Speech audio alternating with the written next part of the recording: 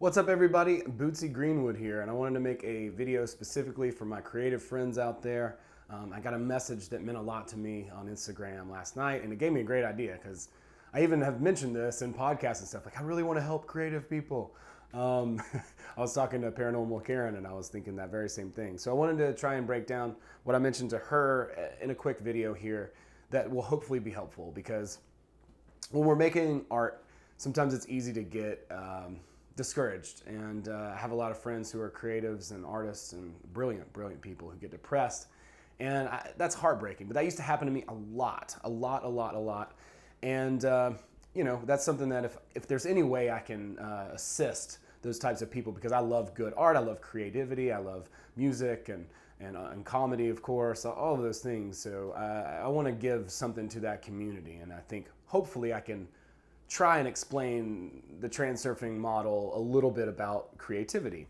Vadim does talk about creativity in the book. He talks about how when you embark on a creative project, that you want to go and basically start with one layer, right? And this is very much how stand-up comedy works. But you start with a layer, and then you go away, and then you come back, and then you refine it. You add another layer, and then you go away, and then you come back and you add another layer. And if you've ever written a song or anything like that, you know that's probably true. Sometimes you might sit down and write a song kind of in one sitting, but you still go back and probably tweak a few lines, this or that, maybe add a bridge or some more complex thing, because we're starting to get our rational mind involved in that creative process more and more.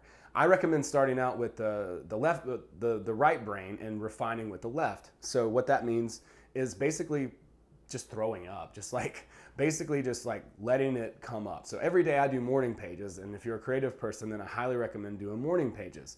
It comes from a book called The Artist's Way, and basically all you do is you sit down at your computer or at your notebook, however it is that you write, and you just, for 35, 45 minutes, an hour, whatever for you, you just sit down and you just write whatever. It doesn't matter. It doesn't matter. It doesn't even have to be spelled right, your punctuation, your grammar. I'm talking express yourself like a millennial, okay? Like, if you could even say IONO, I don't know, but like literally, like, it doesn't matter. Hyphens, dashes, just whatever. The reason why you want to do it in the morning is because that's when we come from the dream world, which is the same as the space of alternates or the space of variations in Vadim's book, okay? So our soul flies through this crazy space of alternates, wherever that is, maybe everywhere all at the same time, information field, who knows, whatever.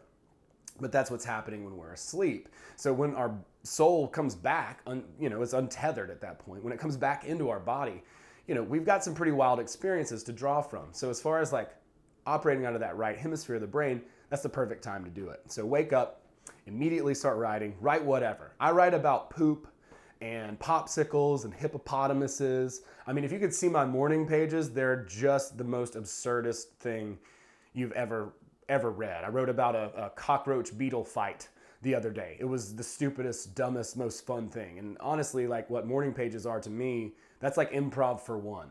It makes me think of my sister when we were young and when we would eat a bunch of candy and play Mario Kart and just talk about poop. Like literally we would talk about poop for like 45 minutes. And I still do that almost on a daily basis. So I highly recommend that. Now, another thing that Vadim talks about in the book is the muse. Okay, so many of us are under the impression that we need to get inspired, right? We want to be inspired, and a lot of us will wait for inspiration to strike. Some of us will even use substances for inspiration, and that is a little bit of a slippery slope. George Carlin talks about it, and so does Vadim in the book. He talks about using substances as an energy credit, and this is something that I've had to learn very much the hard way. So I'm not trying to tell you guys you do whatever you want with your own body. I try to make that incredibly clear. But becoming reliant on something, making it a crutch, is dangerous. It eventually doesn't give what it gave in the beginning, right? It gives you something in the beginning where you're like, wow, that was amazing, right? So like take marijuana, for instance. It's like, okay, well, I'm going to sit down and write. Well, I'm just, blah, blah, blah, old me. I'm just going to sit down and write. And then you sit down and write, and it's kind of like blah, it's just kind of boring and bland. Then you smoke a joint and you're like, whoa, I'm like perceiving all this extra sensory stuff, and you start to type different things, and maybe like now you're thinking about hippopotamuses, it's not just poop anymore. And now, so like you're typing in some interesting things, or you have a wild idea or something like that. Or even alcohol, like, some people get inspired who are writers and use alcohol. But again, any crutch that you develop is just that. It is a crutch. So whatever it is that you're learning to do, however you're being creative, I do recommend at least learning how to do it in your, most authentic state as you naturally are. And again, do whatever you do. I honestly, I'm completely indifferent as far as it goes, but I just want to share my experience a little bit. He talks about the muse, okay? And he says, sometimes we wait on inspiration and we wait on the muse, right? And the muse is very feminine. So to think of the muse as this like feminine sort of goddess who just shows up out of nowhere, it's kind of random. There's not a lot of logic to her, It's like almost a romantic sort of courting that you do. But he says that if you come home and you set the table perfectly and you light candles and, everything is just as it should be, and you wait on the muse, then for some reason, she just doesn't want to show up. She's not coming, right? So what he says to do is to go ahead and sit down, make the table, and start eating without her. And then at that point, she will get sassy, stomp her foot, and come, okay? So the point being, even if it's a funny metaphor, but like even if you don't feel inspiration, sit down and do it anyway. Make it a creative discipline. Make it a thing. If you're a painter, paint every day or every week, and make sure that you do that. You abide by that standard, whatever it is.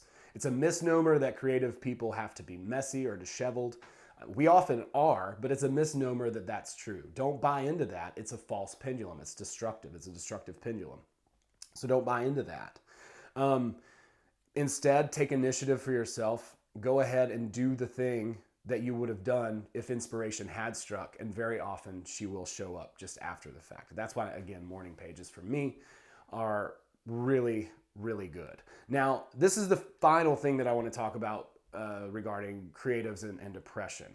The world's a mirror, right? So here's the metaphysical side, where infinity is, okay? And this is where all your great ideas are. Like, there's novels for you, there's songs galore, paintings, everything. It's all already in existence. Whenever we bring it in to the physical reality that we live in, we're just drawing it over from the space of alternates. That idea that you have that, in my opinion, right, like the creator, or the source, the universe, or God, or whatever, and if you have issues with those words, then just get over yourself. Those ideas are creative, divine inspiration, in my opinion, right? There's this big thing. Did they channel it? Did they channel it? And I hate it. I freaking hate it. Everything's basically channeled. You know what I mean? Just to a degree of how much or how little, right? Are we going to name an entity or whatever? Go for it. Knock your socks off. I don't care. However you want to do it is fine by me. But all this stuff's already in existence over here in the space of variation. So here's like, if you're a stand-up comedian, here's your hour, right? If you're a musician, here's your album that's just that you like. And if you're a painter, here's your masterpiece, okay? Let's just say your masterpiece, regardless of what it is that you do, is over here in the space of variation. So our goal is to bring it to the physical 3D world, right? I have a lot of creative friends, and they're brilliant. They're all good. They all have their own processes, and I highly recommend you do your process. Do you. Don't just take somebody's conventional understanding of how they do comedy or how they direct or how they paint or whatever. Do your thing. Be completely 100% authentic in yourself. But when you're on that path, what's going to happen is you'll have this light bulb go off, right? That looks like a skeleton, but it's a light bulb, okay? Let's say they're synonymous, okay? So there you are. You're like, oh, dude, eureka, I've got it. Yay, here's what I'm going to do. And then you put your arms up in the mirror, okay? And here's what happens at that point. You put your arms up in the mirror, and you don't immediately see the reflection, right? But here's what does happen. You think A is going to lead to B, is going to lead to C is going to lead to D. Okay, especially if you're in a creative endeavor with more than one person, this is where things get a little bit tricky. So the first thing maybe happens just like you think it does, and it goes in this linear form. Maybe even the second and third thing happen just like you think they will, and then they're in this linear form. But then all of a sudden, things don't go the way you thought they would, right? They don't go the way you thought they would. And now you have a choice to make at this point, okay? You're like, oh shit, this didn't go the way I thought it would. Do I hold my arms up in the mirror? Is the world going to support me? Now, there's this thing in the book that Vadim says, the world plays this game of hide and seek. Okay, this is what he's talking about, in my opinion. That you have this A is going to lead to B, is going to lead to C, is going to lead to D, but then C doesn't lead to D. C leads to Z somehow, and it doesn't even make sense. You're like, how'd that happen? This is not going the way I thought it would. So at that point, you have a choice to make. You can either keep your arms up in the middle, in the mirror, and advantage. We're going to figure this out. This is actually to our advantage.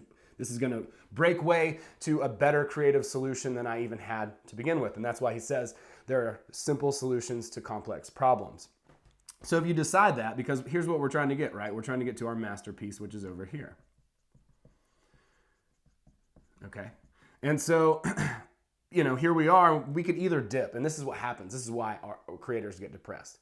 Because when this dip happens, they say, no, it didn't work out the way I thought. Everything was going perfectly to plan, just like I thought it would. I had all my importance, too, attached to this, and then it just failed, and now, damn it, here I am, and I'm screwed, and all this negativity happens. And at that point, you either go on to an induced transition, and you downward spiral, or you keep your arms up in the mirror, and other things start to shift and work out for you. And actually what happens is you get to this place even quicker, more quicker than you thought. Because the space of variance is infinite, and it contains infinite variables.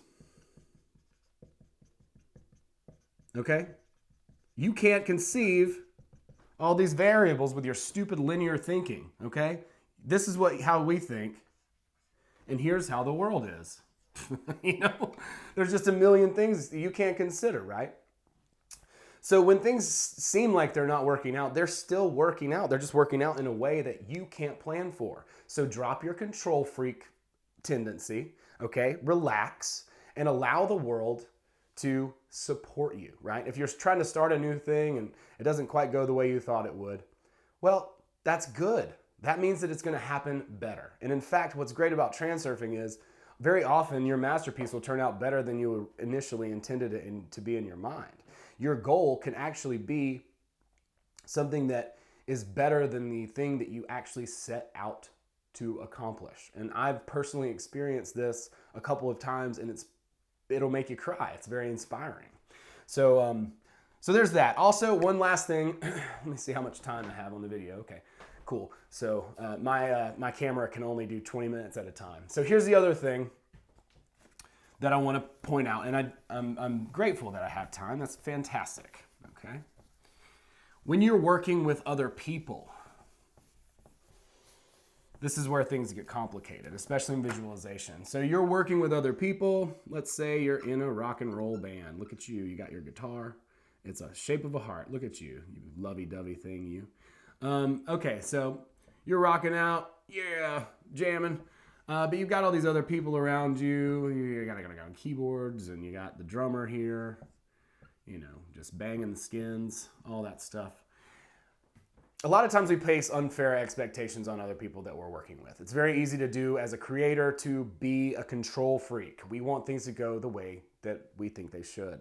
But when we let go of control and allow other people the freedom to move and do what the best they can, things tend to work out better, right? It still doesn't always, it's not going to come out exactly as it is in your head, which in reality, like to me, it's like, this is better. But let go of that, or at least attempt to let go of it and see what happens and try it as a little bit of an experiment. And when you're doing your visualizations, if you work in a collective or a group, don't attach certain responsibilities, duties, ideas, etc. to certain people that are also in that group. Meaning, make the other people in your visualization basically faceless. Don't make them actual real people, okay? This is something that my mom actually for a very long time, she's like, stand on your own, do your own thing. If you're going to do music, you know, have your acoustic guitar and play. And I never listened to her. I was like, no, I want to be in a band. It's more fun. And it is more fun. And I was stubborn about that, but I'm just now starting to do my own thing. And here's the thing, when you can do your own thing, then you bring more to the table and you can collaborate with other people who can also do their own thing. And you can actually build like a super group at that point instead of a codependent relationship. So I don't have a lot of time to talk about dependency, but maybe in another video I can do that. So basically, whatever happens, it's to your advantage. Give up as much control as you possibly can. When the world seems like it's playing hide and seek with you and it's not doing the thing that you think it should do in this moment, know that it's actually working things out for you because you have a divine inspiration for your creative endeavor. And the world is going to support that. It wants to see that thing through. See the thing through, stay positive. Everything that happens to you is for your advantage. Don't take it out on other people. They don't understand what you see in your mind, and don't manipulate them by visualizing or placing unfair or unknown expectations on them, okay? When the muse doesn't show up, start without her. And keep on keeping on, people out there. Keep making creative things. Thank you for doing what you do. Thank you for going a different way. Thank you for being an individual. Thank you so much for watching this video. And before I start crying on camera, support me on Patreon and support me on Gumroad. Patreon.com/BootsyGreenwood. Gumroad.com/BootsyGreenwood. Thanks, everybody. I am out.